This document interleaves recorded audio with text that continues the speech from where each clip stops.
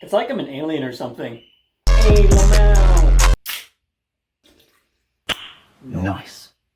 Hi everybody, thank you so much for stopping by, and today at Omni Props, I install eyes. I'll stop.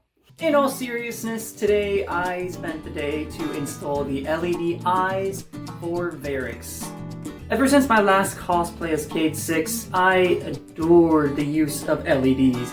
I made Cade 6 eyes light up, as you can see here, but we've seen some better days.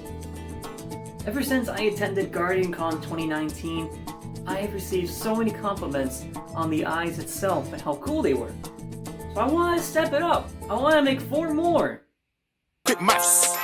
And what better way to do so than make wonderful Variks himself? When I started the process of making the LED eyes itself, I realized that I am not that good at making LEDs work in my favor.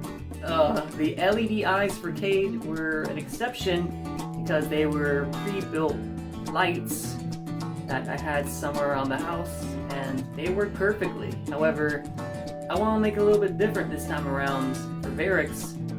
It was a challenge. So I built a few little prototypes of how I wanted it to work, and as you can see, it was very crude, basic. I know basic soldering and whatnot, but not to the point where it's pro strats or anything like that. Luckily, I reached out to a wonderful friend that I met back in GuardianCon 2019. He goes by the name of Soul Reaver, and wow, they make my life 20 times easier. I'm telling you, if you ever want to know someone who is amazing at LEDs, programming, coding, etc., 3D printing, he's the guy to go to. That being said, he actually built the LEDs for me that I installed in the Variks helmet that we are going to see in just a moment. But these aren't just normal LEDs, though. No. This is Soul we're talking about. This guy made them blink for me. What? Yes, with some magic coding, programming, gizmo, gadgets, whatever he does, he actually had the ability to program the LEDs to turn on and off in specific ways to make them appear as if Variks is blinking before our very own eyes. I'll leave his Twitter link down in the description box below. Please go support this man. Without him, I would be in a very, very bad spot right now with these eyes, let me tell you. So like I said, today we are going to install the LEDs that Soul made for me inside the helmet. But not only that, we're also going to diffuse the LEDs because I don't want to be blinding people when I go to a convention. So I decided to use tights. Oh, so scandalous. This is going to be super helpful because not only will it diffuse the actual LED itself, it will actually block people's ability to see my own eyes, which will, ruin the whole effect of I'm an alien. All I'm doing right now is stretching the tights over the camera itself, just to show you what I'm pretty much going to see when I'm wearing this helmet. Although a lot darker. So without further ado, let's get started. Alright guys, so here are the LEDs we're going to be installing today. 4 of them are going to be facing outward, acting as the blinking eyes, and the other 4 are going to actually be facing me inside the helmet, allowing me to know what's the next pattern for the eye movement, such as blinking or the squinting of the eyes. And as you can see here, we have lots of room to work with, so let's get started. What I'm doing here is I'm trying to find the best place to apply the control unit, which is that small little box right there. And I wanted to make it temporary, so I decided to use Velcro. I didn't want to make it permanently attached in case I need to charge it or something goes wrong. Velcro is just the easiest solution for long term. So I just measured the sticky back Velcro to the control unit, and once I felt satisfied with that, I simply just started applying the bottom half of the Velcro, and I just applied the control unit right on top of it to make sure it's nice and snug. I then got some electrical tape to secure the connection cable that's connected to the control unit and the signal router. I also glued the ends of the electrical tape to the helmet itself, being ever so careful not to actually glue the wires together. If any case I need to have access to the wires itself, all I need to do is just cut the tape and I have free access. And as you can see, the wires are snug to the right side of the helmet, out of harm's way. Next up is the tights. Now, as mentioned before, you want to make sure that these are going to be really flexible, really stretchy, so you're able to see pretty well in this thing. Yeah, it's not going to be 100% clear, but it really helps achieve that effect of the audience not being able to see your eyes, which is kind of the look I'm going for. And you want to make sure you stretch it out as much as you can, and it will also help with the light diffusion. Speaking of light diffusion, that's kind of what the example I'm trying to go for, as you see on screen right now, and having a little fun with it as well. The last step of this process is just to add more tights to the other side. Make sure to stretch it as much as you can, and the last step to this, of course, is just to cut any amount of excess that may be bothering your eyes. Comfort is most important in cosplay. Alright guys, we are on somewhat of the home stretch. So it looks like we already attached the tights or the eyes for light diffusion, and I glued the surface of the LED itself onto the tights, and then I secured it to the actual eyelid itself.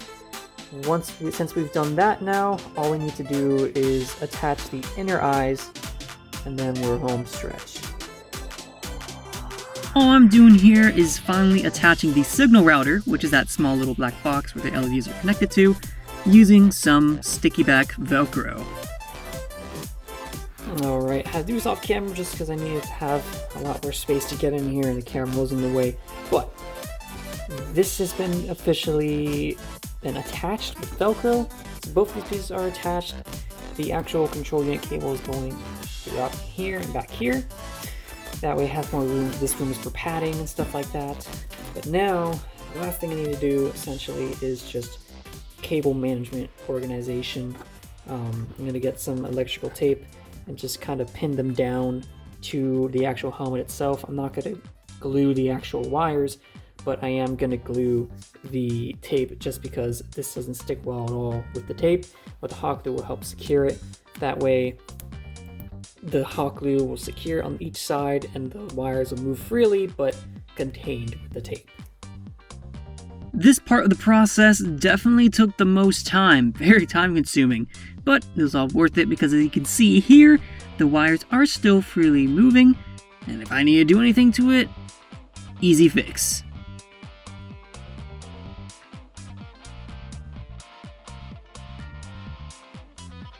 Alrighty, so we contained the mess. It still looks like a mess, but trust me, all the wires are still freely moving, but are clamped by the tapes, or the electrical tapes. Everything can be traced as long as you follow it, and if something happens to the actual LEDs or the cables, all I gotta do is just cut the actual strip here, and I can just take out the strips itself. I can always replace the electrical tape. Nothing to worry about. I wanted to make it in a way so that if things go happen, I just want to make it future-proof essentially. And I think I did that. It looks like a mess, but it works. But now it is the time we've been waiting for. The internal lights are being facing towards me,